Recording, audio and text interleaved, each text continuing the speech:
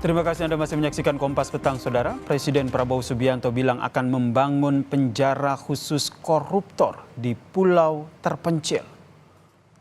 Pernyataan ini disampaikan saat memberikan pidato dalam peluncuran mekanisme baru penyaluran tunjangan guru ASN daerah di Kementerian Pendidikan Dasar dan Menengah, Saudara.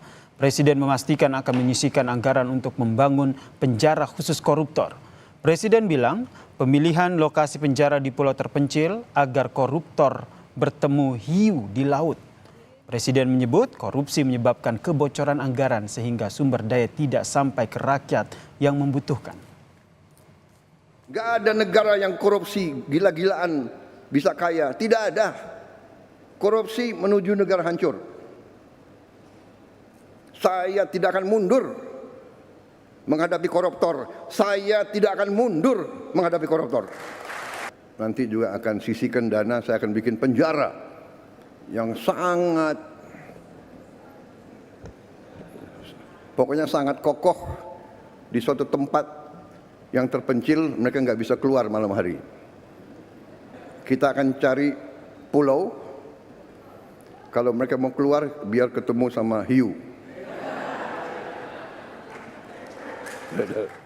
Sementara itu, Saudara, Sekjen Gerindra yang juga Ketua MPR Ahmad Muzani sepakat terkait rencana Presiden Prabowo Subianto yang ingin membangun penjara di pulau terpencil.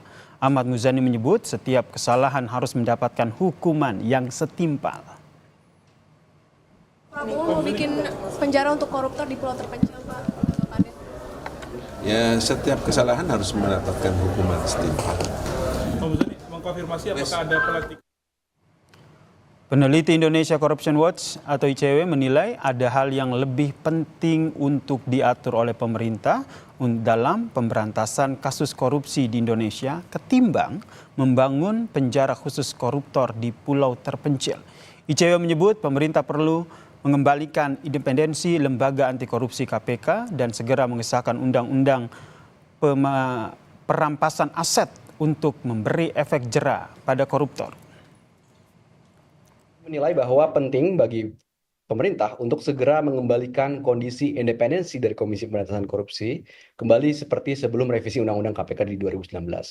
Kedua, apabila memang hendak memberikan efek jera bagi para koruptor, yang lebih urgent dan lebih efektif yang dapat dilakukan oleh pemerintah adalah segera mengesahkan RUU Perampasan Aset, yang mana di dalamnya dapat lebih optimal untuk merampas kekayaan dari koruptor sehingga tidak bisa lagi dinikmati pasca mereka keluar dari penjara. Presiden Prabowo Subianto, Saudara, kembali menyampaikan komitmennya untuk menyisihkan anggaran khusus untuk memberantas korupsi. Salah satunya dengan membangun penjara khusus. Apakah ini efektif untuk memperberat sanksi bagi koruptor? Kita bahas bersama dengan praktisi hukum, Bang Saur Siagian, dan juga politisi Gerindra, Bang Hendarsa Marantoko yang telah bergabung bersama kami di Kompas Petang. Salam sehat semuanya.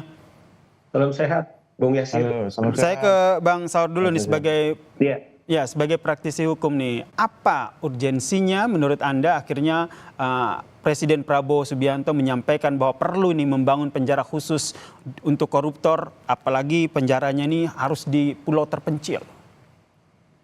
Bung Yasir, kalau kita lihat karakter penjahat koruptor ini kan bahkan sampai ada yang disebut itu Liga Klasemen Korupsi.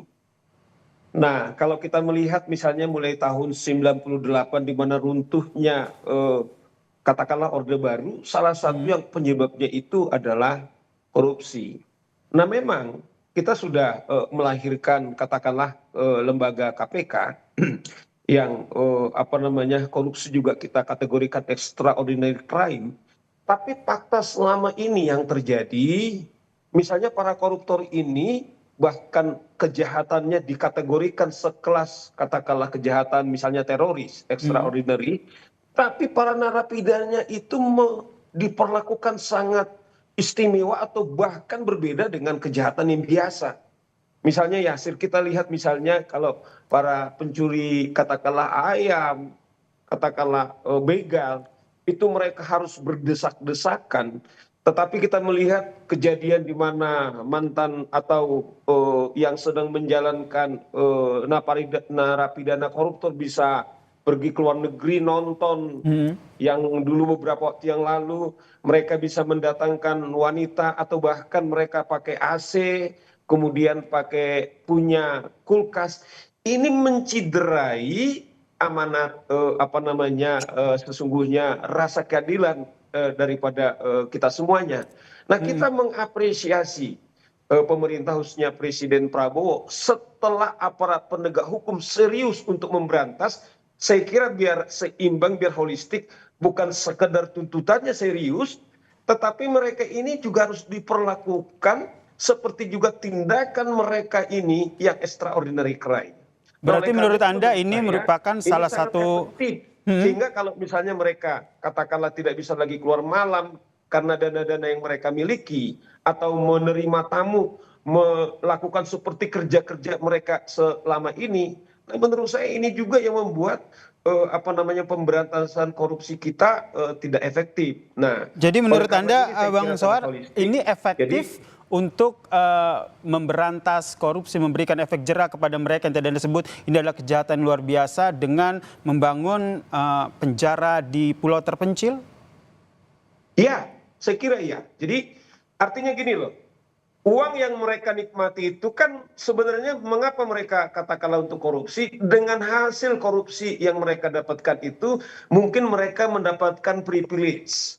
Mereka bisa mendapatkan katakanlah keistimewaan. Tapi seandainya mereka ditempatkan di tempat khusus, tentu uang yang mereka miliki itu tidak bisa lagi mereka manfaatkan untuk mendapatkan katakanlah kenikmatan hedonisme. Tetapi mereka betul-betul akan berdampak psikologis mereka, sehingga ini harapan kita kepada 280 juta rakyat Indonesia ketika mereka melakukan korupsi, mereka berhitung.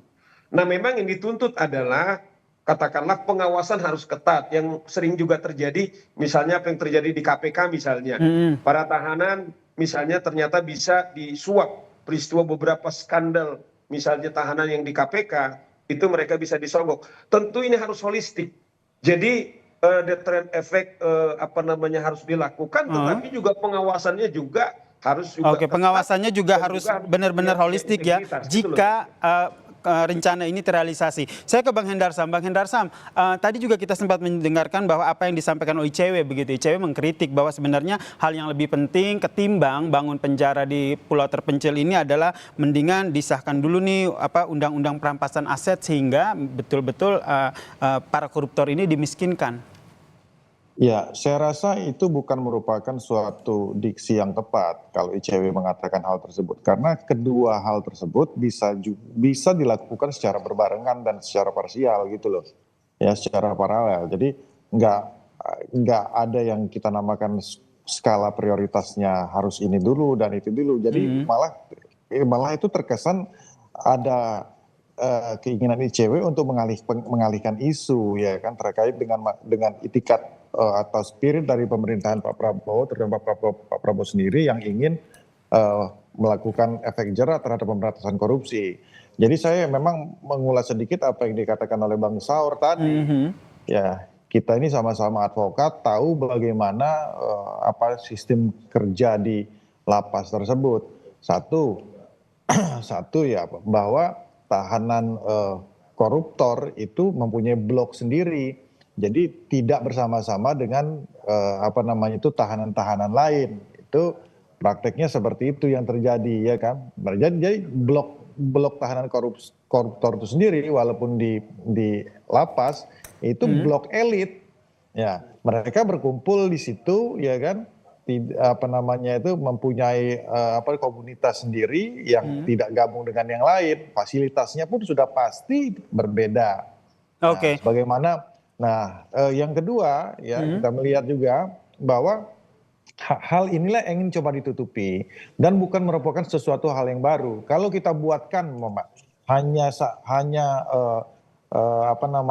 lapas khusus koruptor saja, tapi akses dari para koruptor tersebut untuk mendapatkan kenikmatan duniawi kan gitu ya, fasilitas itu masih ada. Berarti bisa dilaksanakan secara bersamaan ya, pengesahan Undang-Undang Perampasan Aset dilakukan secara bersamaan dengan adanya rencana untuk memperbaiki sistem dalam permasyarakatan tersebut, termasuk membangun penjara untuk koruptor di daerah terpencil. Kalau Bang Saur melihatnya seperti apa nih? Karena kan kalau kita lihat untuk membangun sebuah penjara di lokasi terpencil itu kan tidak mudah, butuh anggaran. Jika kita kaitkan dengan efisiensi anggaran yang juga digaungkan oleh Presiden Prabowo Subianto. Betul, memang katakanlah saya juga berkali-kali mengatakan untuk mendorong segera RUU perampasan aset itu diundangkan. Bahkan saya mengatakan bila perlu Pak Presiden kemudian mengeluarkan segera. Nah, problemnya adalah di depan kita ini kan, di depan Pak Presiden itu kan bukan hitungan lagi soal bulan, bukan soal juga hitungan katakanlah minggu, tapi melihat urgensinya sehingga apa wewenang yang dimiliki oleh Presiden kemudian dieksekusi segera. Katakanlah apa kasus-kasus yang sekarang terjadi, aparat penegak hukum kemudian sangat serius misalnya, kemudian apa yang bisa dilakukan oleh Presiden segera dieksekusi, kemudian itu konkret. Nah, menurut saya katakanlah kalau saya bandingkan berapa uang yang dibutuhkan untuk mendirikan penjara dibandingkan apa yang dikatakanlah dirampok oleh para koruptor, itu terlalu kecil gitu loh. Nah, yang kita harapkan tentu adalah dalam kondisi katakanlah APBN kita lebih kecil, ini benar-benar pesan kepada kita bahwa apa yang menjadi visi ketika kita masuk ke reformasi, bahwa salah satu penyebab seperti Pak Presiden bilang tadi itu sangat tegas tanpa beban, bahwa kita berarti menurut Pak Saur kehancuran. Menurut Pak Saur bahasa sederhananya memberantas korupsi ini, dan kita juga dorong DPR segera mesahkan undang-undang. Menurut Pak Saur worth it lah ya, kalau bahasa sederhananya worth it begitu ketika pembangunan penjara terpencil ini. Saya ke Bang Hendarsam terakhir, mekanismenya akan seperti apa dalam pembangunan penjara terpencil ini? Karena kekhawatirannya jangan sampai hanya jadi wacana saja, bahasa sederhananya omon-omon begitu. Singkat. Ya kan, masalahnya kalau masalah penjara di pulau terpencilnya bukan sesuatu hal yang baru. Kalau kita lihat contoh ya, di Amerika itu di San Francisco itu ada penjara namanya penjara Alcatraz.